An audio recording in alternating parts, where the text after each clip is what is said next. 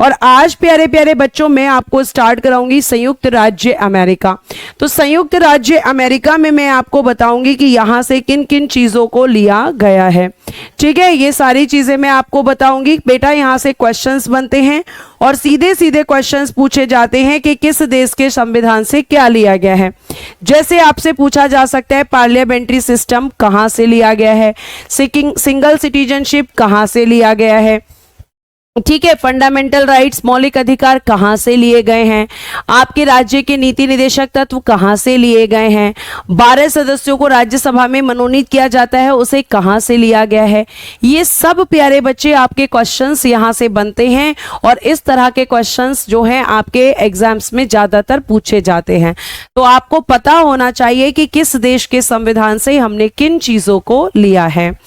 ठीक है, आपको ध्यान रखना है। अच्छा, आगे की अगर हम बात करते हैं तो आप ये देखिएगा यहाँ पर कि सबसे पहले जब हम यूएसए के कॉन्स्टिट्यूशन की बात करते हैं तो यूएसए कॉन्स्टिट्यूशन में हमने जो लिया है आपका एक तो मूल अधिकार यानी कि फंडामेंटल राइट्स, जिन्हें आप कई बार मौलिक अधिकार या मूल अधिकार आप कुछ भी कह सकते हैं।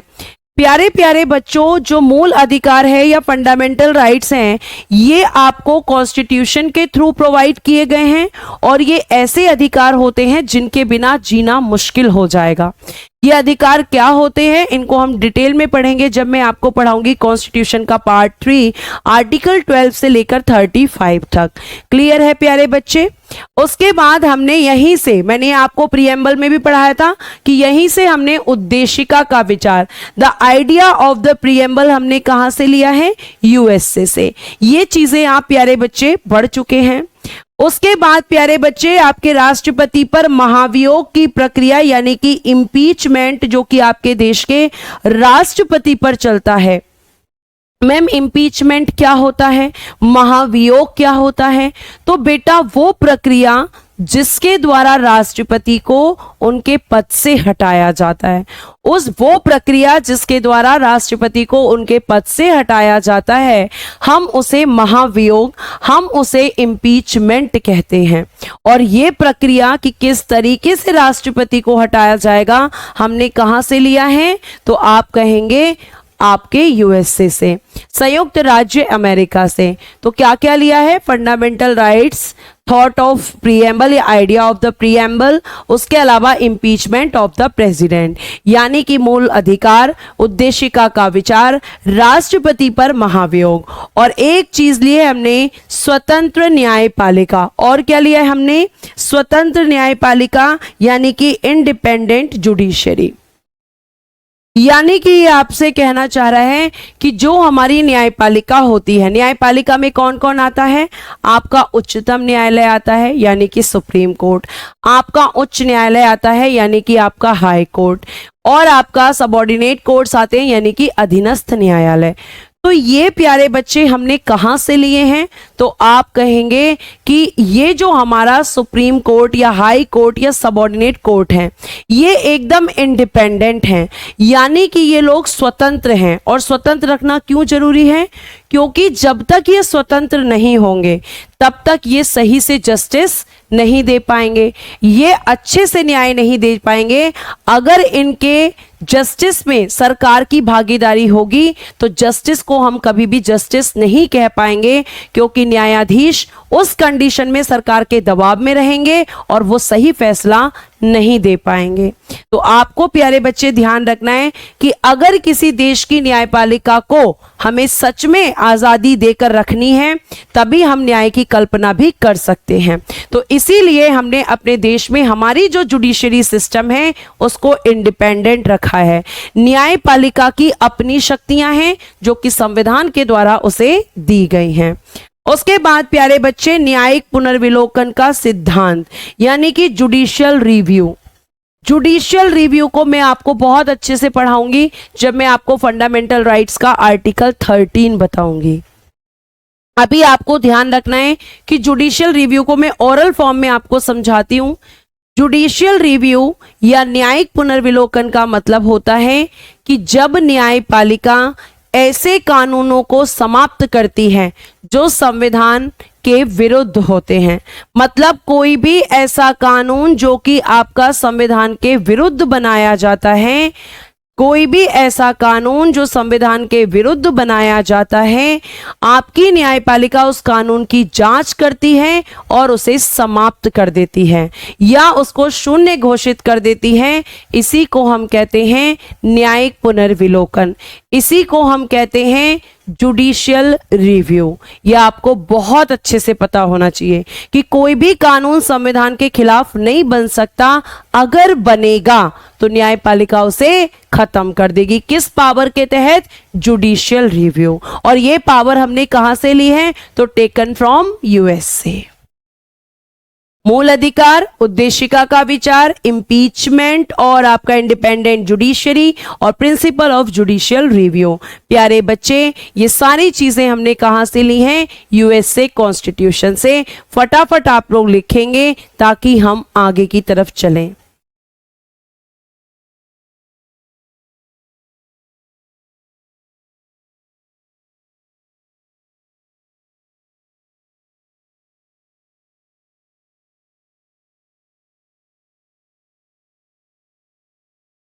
ठीक है, जल्दी से नोट कर लेंगे आप।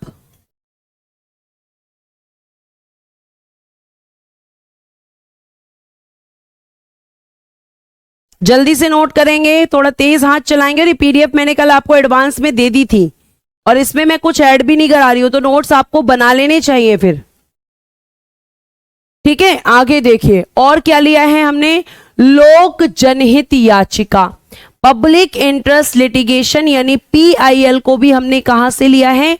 यूएसए से। यूएसए से लिया है। पीआईएल क्या होता है ये मैं आपको पढ़ाऊंगी जब जुडिशरी बताऊंगी। ठीक, सर्वोच्च न्यायालय एवं उच्च न्यायालय के न्यायाधीशों को पद से हटाए जाने की प्रक्रिया। यानी मैं सिंपल भाषा में कहूं तो सुप्रीम कोर्ट और हाई कोर्ट के जजेस को, उच्चतम और उच्च न्यायालय के न्यायाधीशों को कैसे हटाया जाएगा, यह भी हमने कहां से लिया है? यूएसए से लिया है। उसके बाद प्यारे बच्चे, आपके देश में वाइस प्रेसिडेंट पोस्ट यानी कि उपराष्ट्रपति का पद, जो पोस्ट ऑफ वाइस प्रेसिडेंट है, वो भी हमने कहां से ली है? यूएसए से ली है। उसके अलावा आपके देश में 3 तरह के आपातकाल हैं, उसमें से वित्तीय आपातकाल, फाइनेंशियल इमरजेंसी को कहां से लिया है? यूएसए से। संविधान संशोधन में राज्य विधायिकाओं द्वारा अनुमोदन का प्रस्ताव, ये भी हमने कहां से लिया है? यूएसए से। ये भी हमने कहां से लिया है? यूएसए से। तो पीआईएल को, जुडिशियल रिव्यू को, आपके जजेस को हटाने की प्रक्रिया, वाइस प्रेसिडेंट का पद, वित्तीय आपातकाल और संविधान संशोधन में राज्य विधायकों द्वारा अनुमोदन का प्रावधान, ये सारी की सारी चीजें आपने कहां से ली हैं? यूएसए से ली हैं। यूएसए के कॉन्स्टिट्यूशन और ब्रिटेन के कॉन्स्टिट्यूशन से आपने सबसे ज्यादा चीजें ली हैं, ध्यान रखिएगा। वही ब्रिटेन जिसने हमारे ऊपर शासन किया, वहां से भी। ठीक है चंदन, आपकी तरफ से प्रॉब्लम है, क्योंकि अगर ये प्रॉब्लम होती तो सारे बच्चे कमेंट करते, सिर्फ आप नहीं। आप अपनी तरफ देखिए कि आपका नेट में तो कोई दिक्कत नहीं है, अगर है तो फिर आवाज कट कट के आएगी ही आएगी, क्योंकि आपकी तरफ नेट की प्रॉब्लम है, इधर से कोई प्रॉब्लम नहीं है। क्योंकि फिर ऐसा करने वाले बहुत सारे बच्चे होते जो मुझे कमेंट्स कर रहे होते। अनुमोदन का मतलब होता है बेटा आपका अप्रूवल, यानी कि किसी चीज को सहमति देना, यानी कि रेटिफिकेशन भी इसको बोलते हैं। अनुमोदन का मतलब होता है सहमति देना।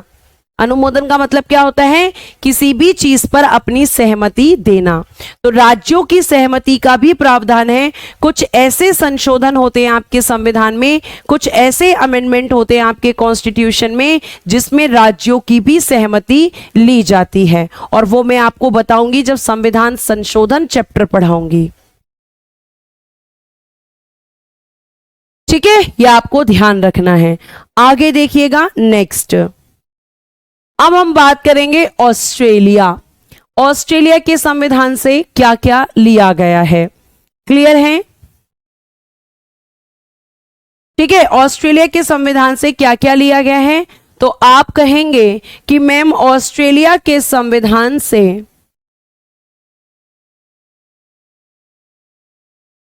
आपको मैंने बताया ध्यान से सुनिएगा। ऑस्ट्रेलिया के संविधान से प्रस्तावना की भाषा, लैंग्वेज ऑफ प्रीएम्बल, आप प्रस्तावना में इस चीज को पढ़ चुके हैं। समवर्ती सूची, कॉनकरेंट लिस्ट, जो मैंने आपको बताई थी जब मैंने आपको शेड्यूल्स पढ़ाए थे, जब मैंने आपको शेड्यूल्स पढ़ाए थे तब मैंने आपको समवर्ती सूची के बारे में बताया था। क्लियर है? ये 1901 क्या है, ये जो डेट लिखी हुई है ऊपर की तरफ आपके ऑस्ट्रेलिया, अमेरिका, इन सब के आगे, ये इनके संविधान बनने की डेट्स हैं। ठीक है, संविधान बनने की डेट्स हैं। उसके बाद में केंद्र राज्य संबंध, सेंटर स्टेट रिलेशंस, संसद के दोनों सदनों की संयुक्त बैठक, यानी कि हमने यहां से क्या क्या लिया है, रिवाइज कीजिए। लैंग्वेज ऑफ प्रीएम्बल, कॉनकरेंट लिस्ट, समवर्ती सूची, सेंटर और स्टेट के रिलेशंस कैसे रहेंगे, हमारे देश में हम कैसे केंद्र और राज्यों के संबंधों को रखेंगे, ये भी हमने कहां से लिया, ऑस्ट्रेलिया से। और आपकी पार्लियामेंट में प्यारे बच्चे एक संयुक्त बैठक होती है, एक जॉइंट सेशन होता है। इसका मतलब है कि लोकसभा और प्लस राज्यसभा दोनों की एक साथ बैठक जब होती है तो वो हम कहते हैं उसे कि वो जॉइंट सिटिंग होती है, वो आपकी संयुक्त बैठक होती है। और ये सारी चीजें आपने कहां से ली हैं, ऑस्ट्रेलियन कॉन्स्टिट्यूशन से। नोट कर लीजिए फटाफट से।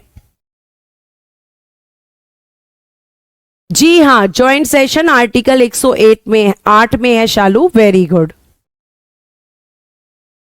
मंटू कुमार जी याद करना पड़ेगा, याद नहीं करेंगे तो फिर सिलेक्शन नहीं होगा। अब आपकी जगह मैं याद नहीं कर सकती ना ही मैं पेपर दे सकती हूं, पेपर आपको ही देना है। ठीक है,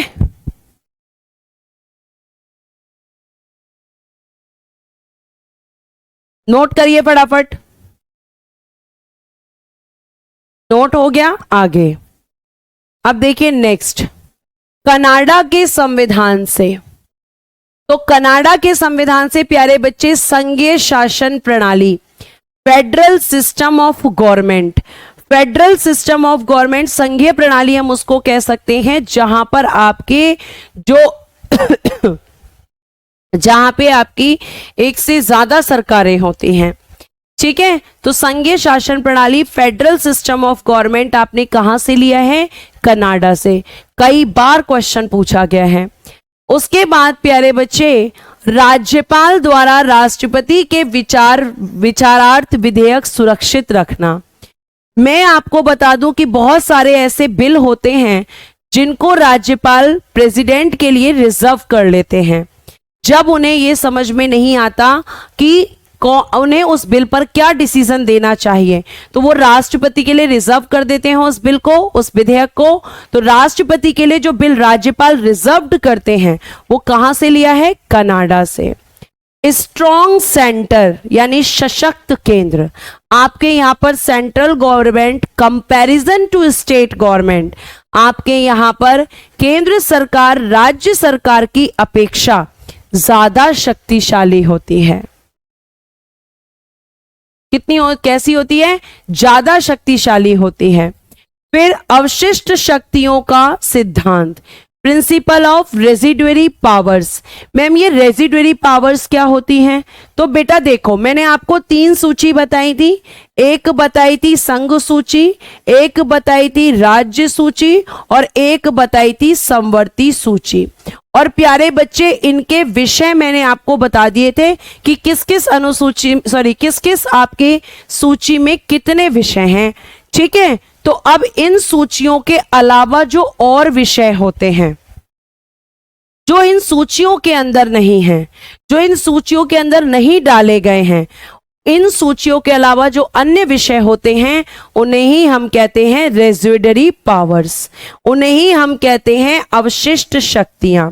यानी ऐसे विषय जो कि आपके संविधान की संघ सूची, राज्य सूची और समवर्ती सूची में नहीं है। उनके अलावा प्यारे बच्चे आपके संविधान में जो भी विषय हैं, मतलब इसके अलावा और विषय हैं, वो सारे के सारे क्या हैं, अवशिष्ट शक्तियां हैं। और प्यारे बच्चे ये अवशिष्ट शक्तियां जो होती हैं, इन पर कानून कौन बनाएगा, तो इन पर कानून बनाती है केंद्र सरकार। ये आपको हमेशा ध्यान रखना है। कौन कानून बनाता है, केंद्र सरकार। ठीक है। राज्यों में राज्यपाल की केंद्र द्वारा नियुक्ति, राज्यपाल की नियुक्ति कौन करता है, तो आप कहेंगे कि राष्ट्रपति, लेकिन किसके कहने पर, तो केंद्र सरकार के कहने पर। ठीक है, यह आपको ध्यान रखनी है बातें। आगे चलिए, 1 मिनट आप नोट करेंगे।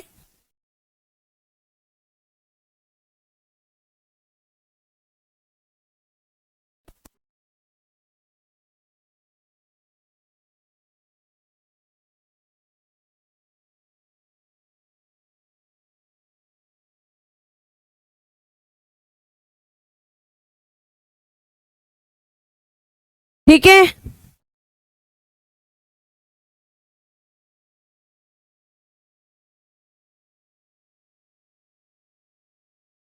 जल्दी बता, जल्दी लिखेंगे आप इसको।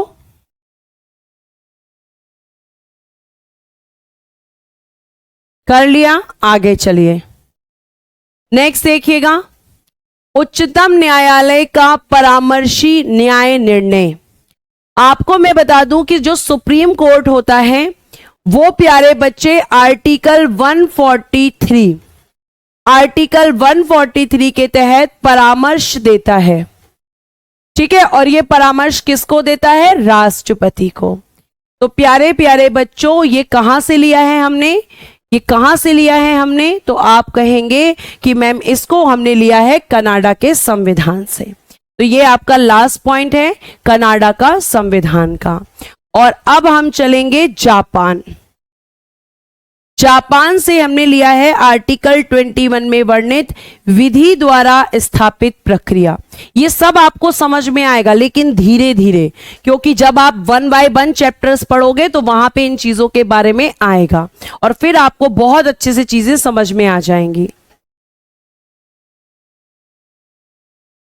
ठीक है, जल्दी से। कमलकांत जी, ये मेरे हाथ में नहीं है।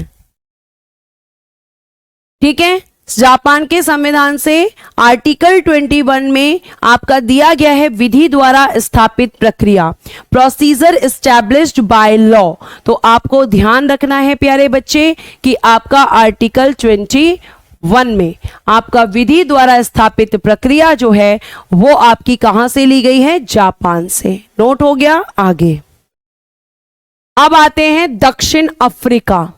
यहां से एक तो संविधान संशोधन की पद्धति, राज्यसभा के सदस्यों का निर्वाचन, यानी आपके यहां पर कॉन्स्टिट्यूशन में जो अमेंडमेंट होता है वो किस तरीके से होगा, ये हमने कहां से लिया है, तो आप कहेंगे संविधान संशोधन हमने साउथ अफ्रीका से लिया है। राज्यसभा के सदस्यों का निर्वाचन, राज्यसभा में आपको पता है, मैंने आपको बताया है कि आपकी जो राज्यसभा है इसमें टोटल कितने मेंबर्स होते हैं, तो टोटल होते हैं 245। ठीक है, जिसमें से 12 आपके नॉमिनेट होते हैं, 12 आपके मनोनीत होते हैं, और ये मनोनीत कितने होते हैं, 12। तो ये मनोनीत सदस्य कहां से लिए गए हैं, ये मैं आपको पढ़ा चुकी हूं। अब प्यारे बच्चे, आपके जो 233 मेंबर्स हैं इनका होता है इलेक्शन। ठीक है, इनका होता है इलेक्शन यानी कि निर्वाचन। तो इनका निर्वाचन कैसे होगा, ये हमने कहां से लिया है, दक्षिण अफ्रीका के संविधान से। एक बार दोबारा देख लीजिए अगर आपको कंफ्यूजन हो रही है। मैंने कल की क्लास में आपको बताया था कि आपके आयरलैंड से हमने क्या लिया है कि राज्यसभा में जो 12 सदस्यों का मनोनयन होता है वो तो हमने लिया है आयरलैंड से, लेकिन प्यारे बच्चे आपके संविधान में जो 233 सदस्यों का निर्वाचन होता है उसे हमने लिया है दक्षिण अफ्रीका से। ये कहां से लिया है, 12 मेंबर्स नॉमिनेट जो होते हैं, ये कहां से लिया है बताइए, अभी बताया मैंने। तो आप कहेंगे कि मैम आयरलैंड से। दोनों चीजों को ध्यान रखना। जो 233 मेंबर हैं उनका निर्वाचन कैसे होगा, किस प्रक्रिया से होगा, ये कहां से लिया है हमने, आप कहेंगे दक्षिण अफ्रीका से। और 12 मेंबर्स जो नॉमिनेट होते हैं वो कहां से लिया है, आयरलैंड से। क्लियर है बेटा? हाँ जी, कॉन्स्टिट्यूशन अमेंडमेंट आर्टिकल 368 में है, संविधान में संशोधन अनुच्छेद 368 में है। आगे, सोवियत संघ रशिया से क्या क्या लिया है? एक तो मूल कर्तव्य लिए हैं, फंडामेंटल ड्यूटीज, और प्रस्तावना में न्यायिक आदर्श, यानी कि जो judicial ideal in the preamble. न्यायिक आदर्श का मतलब है कि आपके जो 3 प्रकार के न्याय हैं, 3 न्याय जो हम आपकी प्रीएम्बल के अंदर मैंने आपको पढ़ाए हैं, सामाजिक, आर्थिक, राजनीतिक, ये आपके कहां से, रशिया से। और फंडामेंटल ड्यूटीज कहां से, रशिया से। ठीक है बेटा, आप बहुत टाइम वेस्ट कराते हैं क्लास के अंदर। आप मुझे बताइए कि एडवांस पीडीएफ देने का फिर क्या मतलब है? कोई मतलब है? आपको सारा काम तो क्लास में ही करना है, फिर एडवांस पीडीएफ का करते क्या हैं आप लोग? पढ़कर भी आप नहीं आते हैं, नोट्स भी। इसमें तो मैं कुछ ऐसा ऐड भी नहीं करवा रही कि भाई आपको दोबारा से जो है नोट्स बनाने की जरूरत पड़ती। आप इस तरीके से अगर करेंगे तो ऐसे तो फिर कभी भी सिलेबस कंप्लीट नहीं होगा। आपको सिलेबस भी जल्दी कंप्लीट करना है, लेकिन अपनी तरफ से कोई एफर्ट भी नहीं लगाना है, तो ऐसे कैसे काम चलेगा? और आप लोगों को कुछ भी बोलो तो फिर आप क्रिटिसाइज करना शुरू कर देते हैं टीचर को। भाई आपको एडवांस पीडीएफ इसलिए दी जाती है कि आप चीजों को एक बार एटलीस्ट पढ़ लें और साथ साथ उसका नोट्स बना लें। आपको क्लास में ही नोट भी करना है, ये तो बहुत गलत बात है, बहुत ही गलत बात है। इसमें ऐसा क्या है जो आप इसका नोट्स एडवांस में नहीं बना सकते थे?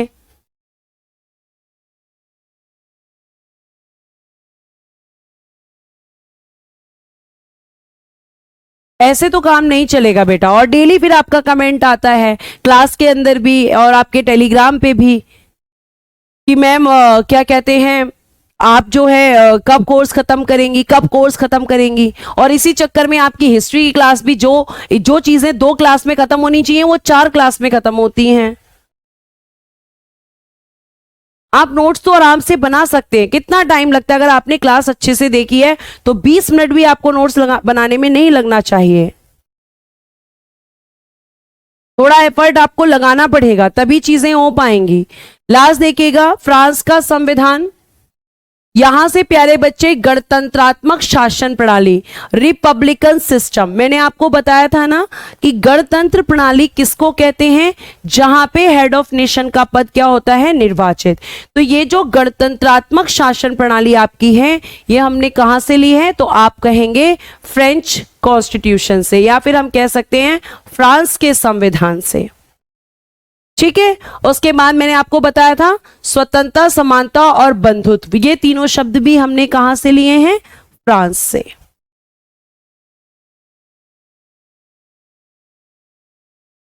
ठीक है, कहां से लिए हैं, फ्रांस से। गणतंत्रात्मक शासन प्रणाली, रिपब्लिकन सिस्टम, और प्यारे बच्चे आपकी लिबर्टी, इक्वालिटी एंड फ्रेटर्निटी, ये सारे वर्ड्स हमने कहां से लिए हैं, आप कहेंगे कि ये सारे हमने लिए हैं आप मैम फ्रांस के संविधान से। प्लीज आप नोट करें जल्दी और बताएं।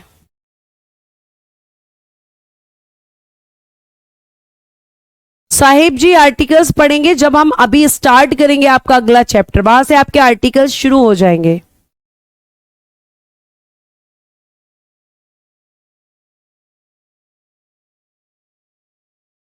हो गया नोट?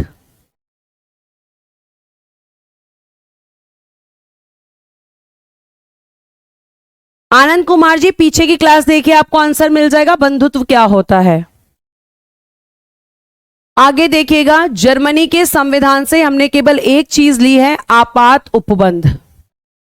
क्या लिया है जर्मनी के संविधान से, आपात उपबंध, यानी कि हम कह सकते हैं कि आपका जर्मनी का जो संविधान है यहां से हमने लिया है इमरजेंसी प्रोविजन। देखो ये उल्टा हो गया है, इसको मैं ठीक कर देती हूं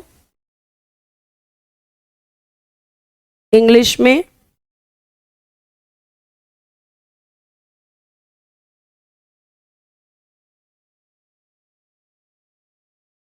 यहां पे लिखेंगे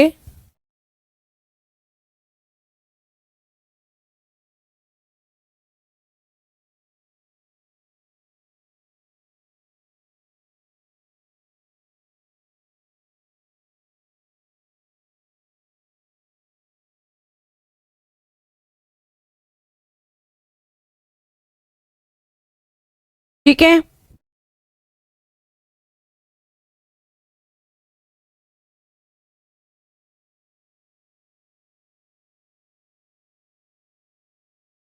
और यहां लिखेंगे इमरजेंसी प्रोविजन। इमरजेंसी प्रोविजन यानी आपके देश में कितना तरह के आपातकाल होते हैं और उन आपातकालों के लिए क्या क्या प्रावधान है, ये सब प्यारे बच्चे हम क्या करेंगे, ये सारी चीजें हम यहां से देखेंगे। मतलब हमने कहां से लिया है, ये जर्मनी से। अभी फिलहाल आपको इतना ध्यान रखना है, ठीक। और लास्ट, भारत शासन अधिनियम 1935 लगभग 250 अनुच्छेद या आर्टिकल्स उसी रूप में या कुछ परिवर्तन के साथ। और ये मैंने कल ही आपको बता दिया था, वीमर यानी कि जर्मनी के लिए ही यूज होता है ये वर्ड, जर्मनी वीमर, जर्मनी के वीमर संविधान 1933 से, ठीक है। तो आपको मैंने ये कल ही बता दिया था कि आपके भारतीय संविधान पर सबसे ज्यादा जो प्रभाव पड़ा है वो किसका पड़ा है, तो आप कहेंगे कि मैम वो सबसे ज्यादा प्रभाव पड़ा है 1935 के अधिनियम का।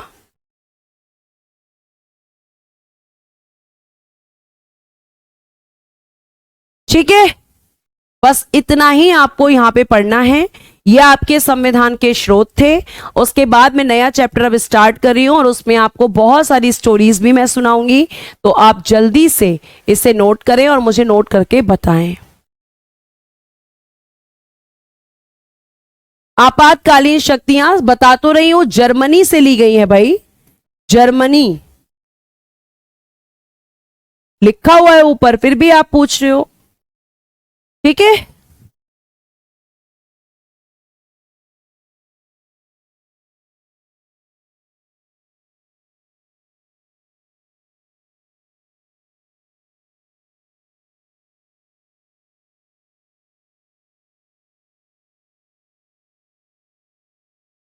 ठीक है, हो गया नोट, आगे चलिए नेक्स्ट। बेटा बता रही हूं, सुन लीजिएगा जरा ध्यान से। नया चैप्टर है संघ और उसका राज्य क्षेत्र। आपका एक नया चैप्टर है संघ और उसका राज्य क्षेत्र, और इसमें मैं आपको किसके बारे में बताऊंगी, तो आपको मैं बता दूं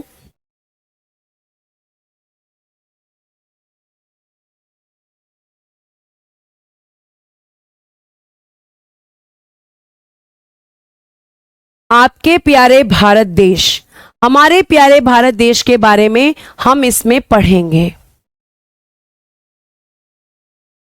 ठीक है। आपके देश के बारे में कि ये जो भारत देश है ये आपका कैसे बना है, किसने इसके लिए, कौन से कमीशंस आए, क्या चीजें थी, क्या पहले से भारत इसी तरीके का था। तो आपका एक नया चैप्टर स्टार्ट हो रहा है और यहीं से आपका शुरू होगा आर्टिकल 1, ठीक। अब ध्यान से सुनना,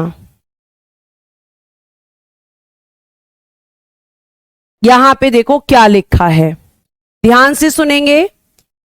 संविधान का भाग 1 अनुच्छेद 1 से 4 और उसके राज्य क्षेत्रों के बारे में है, यानी कि आपके कॉन्स्टिट्यूशन का एक पार्ट जिसे हम हिंदी में कहते हैं भाग, ठीक है। और ये कौन सा भाग शुरू किया है हमने, भाग 1, जो कि आपका कहां से कहां तक है, आर्टिकल 1 से 4 तक।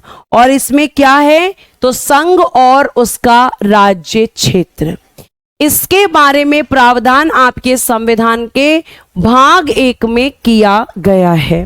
तो हमारे भारत देश के बारे में आपके पार्ट 1 में आर्टिकल 1 से 4 तक बताया गया है, जिसमें आपका सबसे पहले का आर्टिकल है आर्टिकल 1। ये कहता है, आर्टिकल 1 जो है ये क्या कहता है, भारत राज्यों का संघ है, India is a union of states. Ma'am मतलब ये क्या कहना चाह रहा है, ये कहना चाह रहा है कि आर्टिकल 1 आपको इतनी सी बात समझा रहा है कि हमारा प्यारा भारत देश जो है वो एक यूनियन है, उसके अंदर क्या है, एक संघ है, एक संघ बनाया गया है। जैसे आपकी लेबर यूनियन बनती है, मजदूर यूनियन जिसको आप कहते हो, वो किससे बनती है, मजदूरों से। तो आपके भारत का यूनियन किससे मिलकर बना है, तो कहा जा रहा है कि इस यूनियन के अंदर 28 राज्य हैं, 28 स्टेट्स हैं और 8 यूनियन टेरिटरीज, 8 केंद्र शासित प्रदेश हैं। इनसे मिलकर बना है हमारा प्यारा भारत देश। यानी कि हमारे यहां पर जो यूनियन शब्द यूज हुआ है वो संघ के लिए हुआ है, और संघ जो हमारा बना हुआ है वो किस किस से मिलकर बना हुआ है, 28 राज्य और 8 केंद्र शासित प्रदेश।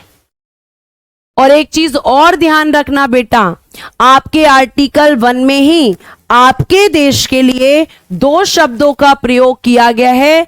किस किस का, एक तो आप पढ़ रहे हो, ठीक है, आपके देश के लिए केवल 2 ही शब्दों का प्रयोग संविधान करता है, एक तो इंडिया और दूसरा प्यारे बच्चे भारत।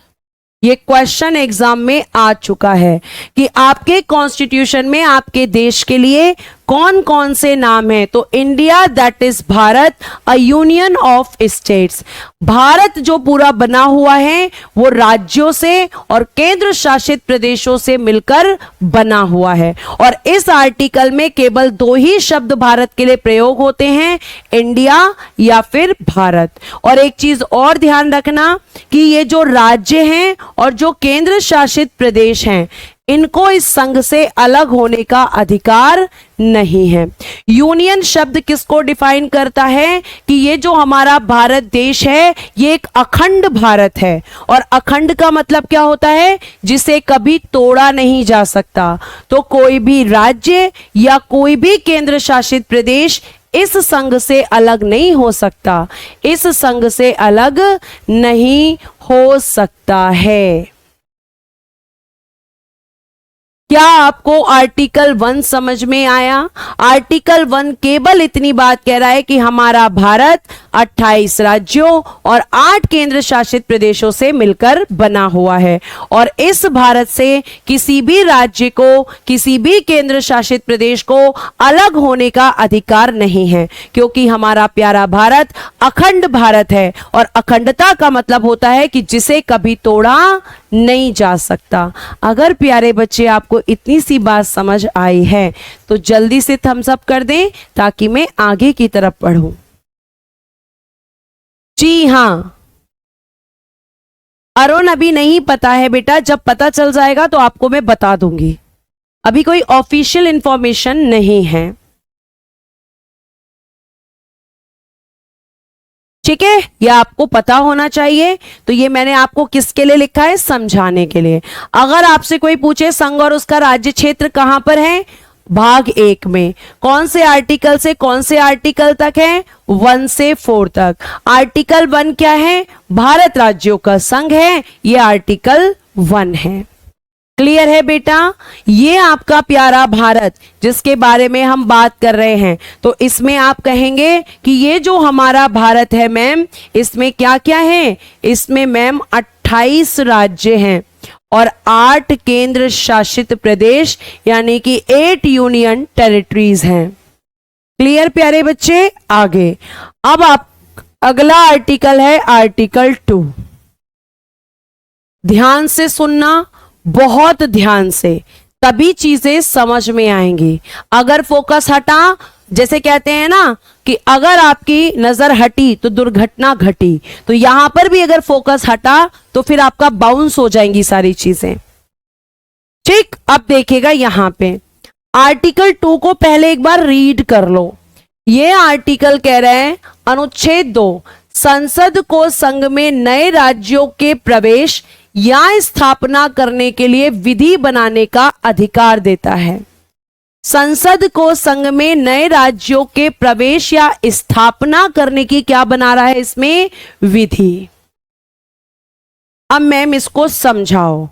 एक बार मैप देखो, एक बार मैप देखो प्यारे बच्चे, मैप देखना है आपको। अब आप इस मैप में क्या देखोगे,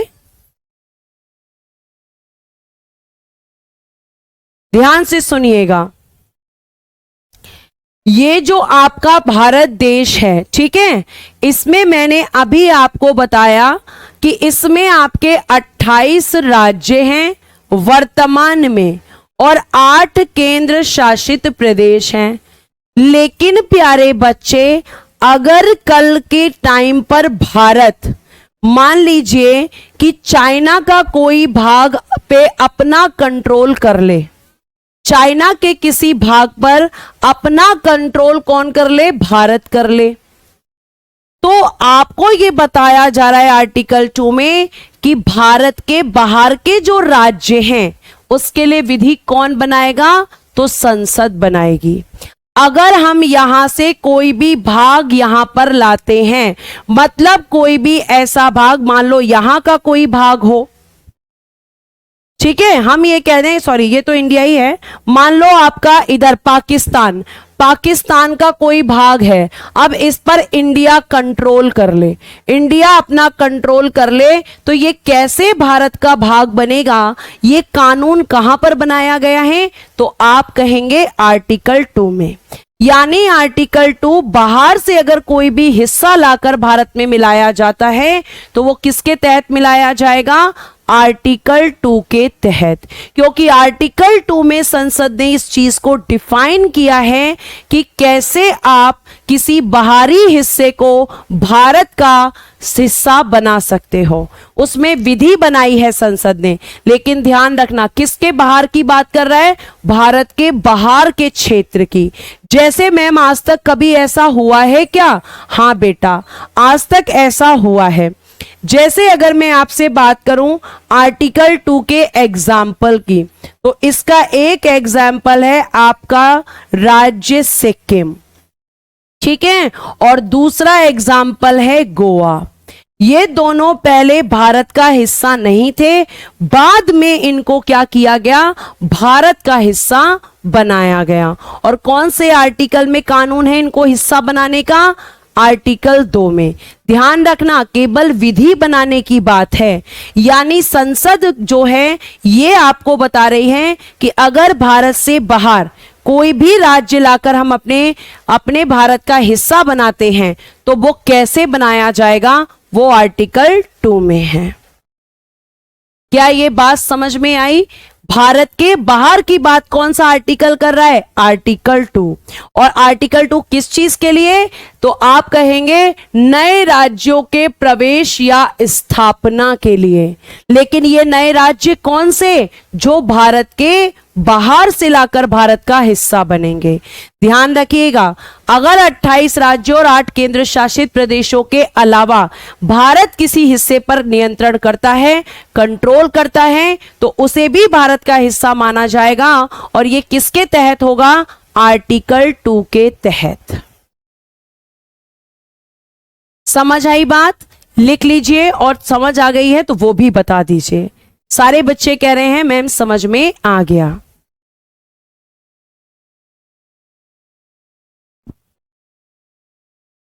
जल्दी से नोट करेंगे।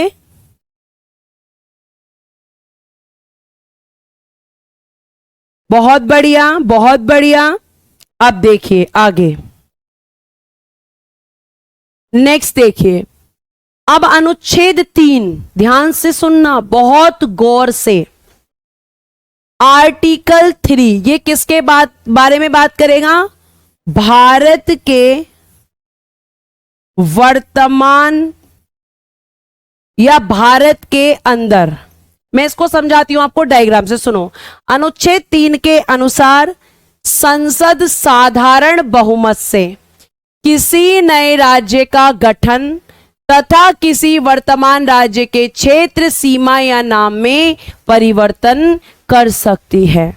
मैम आर्टिकल 3 में भी नए राज्य का गठन और आर्टिकल 2 में भी नए राज्य का गठन, इसका क्या मतलब है, इसका क्या मतलब है?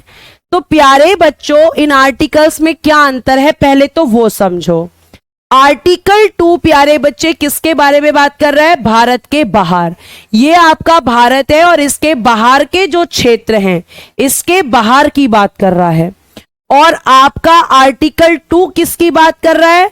आर्टिकल 2 आपके भारत के अंदर की बात कर रहा है। कह रहा है कि हमारे जो वर्तमान में राज्य हैं, जो हमारे एग्जिस्टिंग स्टेट्स हैं, उनमें अगर कोई परिवर्तन करना है, उनमें अगर कोई परिवर्तन करना है तो वो आर्टिकल 3 में होगा। जैसे मैं एग्जाम्पल से समझाती हूं, आपको बड़े अच्छे से समझ में आएगा। इसका एग्जाम्पल क्या क्या ले सकते हो? एग्जाम्पल मैम हम ले सकते हैं छत्तीसगढ़ को, ठीक है, जो हमने किससे अलग करके बनाया? मैम इसको हमने मध्य प्रदेश से तोड़कर बना दिया। तो प्यारे बच्चे ये बताओ, क्या मध्य प्रदेश भारत का हिस्सा नहीं है? मैम भारत का ही हिस्सा है। तो भारत के अंदर जो परिवर्तन होता है वो आर्टिकल 3 में होता है, यानी कि आपके जो वर्तमान राज्य हैं उनमें से अगर कोई नया राज्य बनता है या किसी राज्य का नाम परिवर्तित होता है या उसके बॉर्डर में चेंजेस होता है तो वो संविधान संशोधन नहीं होता। ठीक है, एग्जाम्पल छत्तीसगढ़। और आप क्या ले सकते हो? एग्जाम्पल झारखंड किससे अलग होकर बना है? तो मैम बिहार से। और अगर मैं बात करूं आपका उत्तराखंड, ये किससे अलग होकर बना है? तो मैम यूपी से। उसके बाद आपका तेलंगाना किससे अलग होकर बना है? तो आप कहेंगे कि मैम आंध्र प्रदेश से। इन सब से अलग होकर क्या बना है? ये नए राज्य बने हैं। तो आप देख रहे हो कि ये परिवर्तन कहां हो रहे हैं? भारत के अंदर। तो आर्टिकल 3 बेटा किसकी बात करता है? एग्जिस्टिंग स्टेट्स की बात करता है। मतलब जो आपके वर्तमान में राज्य स्थित हैं, कल मान लो यूपी से एक और नया राज्य बनाए या बिहार से एक और नया राज्य बनाए तो वो आर्टिकल 3 में। लेकिन बाहर से कोई हिस्सा लाकर हम भारत का हिस्सा बनाए तो आर्टिकल 2 में। समझ में आया?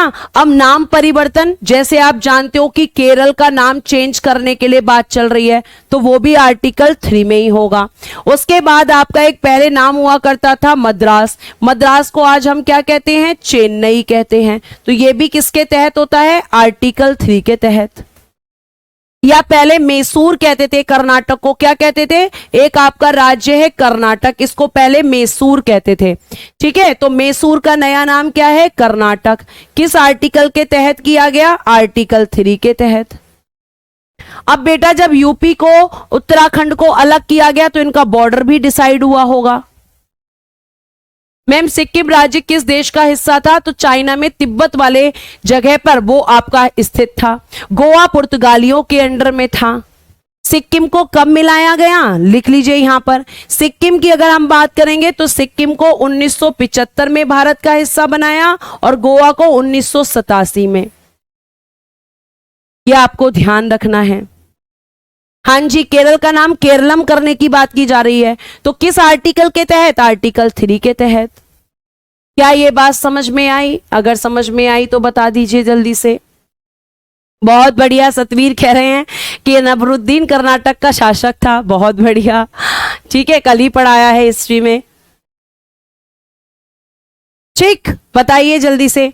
हाँ जी, जैसे कलिंग उड़ीसा का पुराना नाम था। सेंट्रल गवर्नमेंट का क्या नाम है? सेंट्रल गवर्नमेंट का नाम सेंट्रल गवर्नमेंट ही होता है, केंद्र सरकार कहते हैं उसे।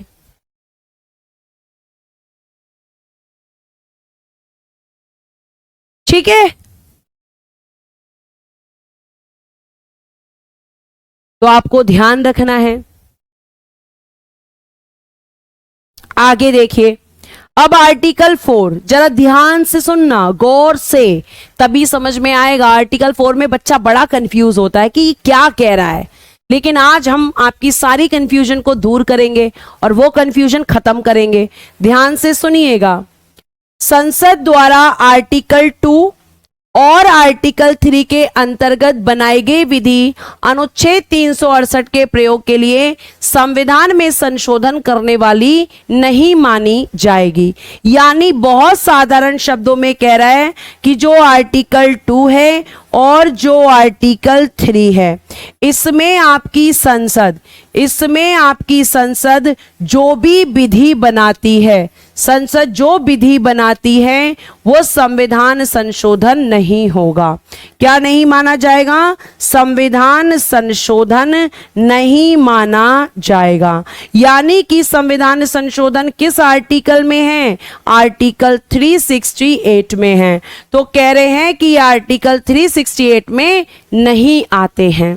यानी कि क्योंकि आपको मैंने बताया कि 2 में केवल वो विधि बना रही है, लेकिन जब वो स्थापित करेगी तब संशोधन करेगी। लेकिन आपके 2 में क्या हो रहा है? केवल विधि बनाई है संसद ने। जब हम स्थापना करेंगे तब प्यारे बच्चे हम संशोधन करेंगे बाहर से लाकर। बाहर के राज्यों की बात किस में? आर्टिकल 2 में। और 2 में केवल क्या है प्यारे बच्चे? 2 में केवल और केवल है मैम विधि। लेकिन जब स्थापित किए जाएंगे तब संशोधन करेंगे। और अगर आर्टिकल 3 की बात करें तो आर्टिकल 3 में तो भैया आपको ध्यान रखना है कि एक शब्द बहुत अच्छा दे रखा है, साधारण बहुमत। और साधारण बहुमत से कभी भी संविधान में संशोधन नहीं होता। कोई भी चेंज अगर आपके संविधान में सिंपल मेजॉरिटी से हो रहा है, साधारण बहुमत से हो रहा है, तो उसे आप संविधान में संशोधन नहीं कहेंगे। अब मुझे पता है क्वेश्चन आने वाला है, मैम साधारण बहुमत क्या होता है? मैम साधारण बहुमत किसे कहते हैं? आपका यह अगला प्रश्न है, बताऊंगी, लेकिन थोड़ा पेशेंस रखेंगे। तो आर्टिकल 4 में क्या है कि 2 और 3 में संसद जो भी विधि बनाएगी वो संविधान संशोधन नहीं है, वो संविधान में संशोधन नहीं माना जाएगा। आर्टिकल 4 बेटा सिंपल बात कह रहा है कि आर्टिकल 2 और आर्टिकल 3 में संसद ने जो भी विधि बनाई है वो संविधान संशोधन नहीं है।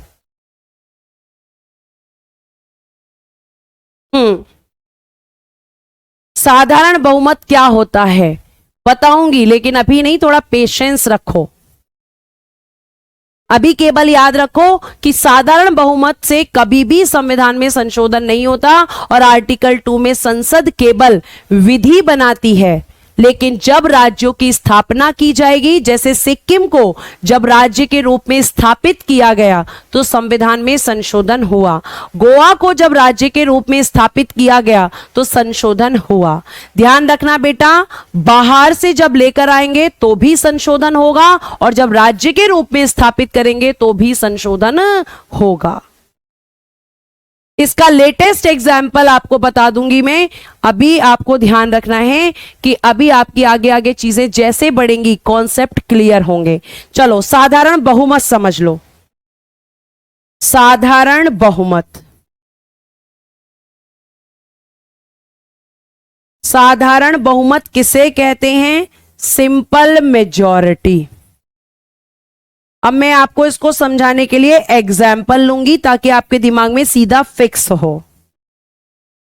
देखो, मैंने आपको बताया एग्जाम्पल कि यूपी से अलग होकर क्या बना? उत्तराखंड।